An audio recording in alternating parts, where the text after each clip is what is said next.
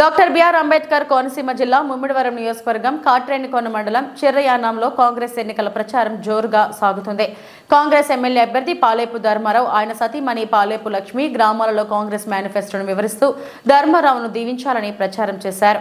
మరోపక్క కాంగ్రెస్ ఎమ్మెల్యే అభ్యర్థి ధర్మారావు కుమారులు షాలేపు ధర్మరాజు, షాలేపు సత్యరాజుతో పాటు గిడ్డి రాజా ప్రచారంలో కాట్రేనికోన మండలం పలు గ్రామాలలో ప్రచారంలో ముందుకు వెళుతూ కాంగ్రెస్ పథకాలను వివరిస్తూ కాంగ్రెస్ అభ్యర్థి ధర్మారావు ప్రతి ఒక్కరూ ఓటు రూపంలో వేసి ఆయనను ఆశీర్వదించాలని వేడుకుంటున్నారు.